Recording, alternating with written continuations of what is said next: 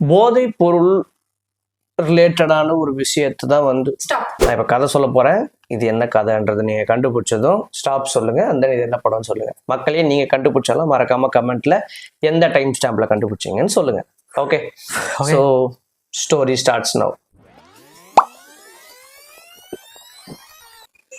பேசும் போடுமா? வேண்டாம், நான் சொல்லிட்டேன். நானு காமெடி பண்ணாதன்னு சொல்லியிருக்கேன் நானு. இல்ல, இது என்னன்னா அதை கரெக்டான வேர்ட்ஸ் யூஸ் பண்ணோம். இல்லைன்னா வந்து நீங்க டப் அப்படின்னு சொல்லிடுவீங்க. அதுதான் வந்து யோசிக்கிறேன். கதை என்ன அப்படின்னா வந்து ஒரு கேரக்டர் வந்துட்டு அது அவர் ஹீரோவா இருக்கலாம், என்னவா வேணா இருக்கலாம். ஓகே, ஸோ வந்துட்டு ஆப்போசிட் டீம்ல போய் வேவ் பாரு அப்படின்னு சொல்லி அமுச்சு வைக்கிறாங்க. ஆப்போசிட் டீம்ல போறாரு, வேவ் பார்க்குறாரு. ரொம்ப ப்ரில்லியண்ட்டாக எக்ஸிக்யூட் பண்ணுறாரு சில டாஸ்க்ஸ் எல்லாத்தையும்.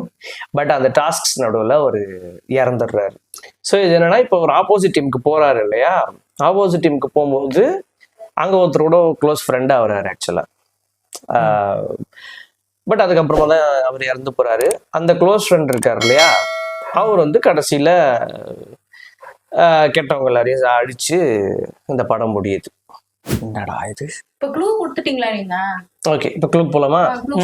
ஓகே, இந்த படத்தோட ஹீரோ வந்து ஒரு சூப்பரான ஒரு டெக்கியான ஒரு பர்சன். ஹி ஹேஸ் மல்டி டேலண்ட்ஸ்ன்னு சொல்லலாம். அந்த மாதிரியான ஒரு பர்சன் தான் இந்த படத்தோட ஹீரோ.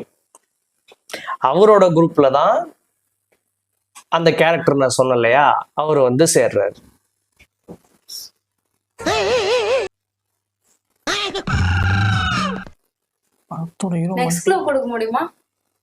போதைப் பொருள் ரிலேட்டடான ஒரு விஷயத்தை தான் வந்து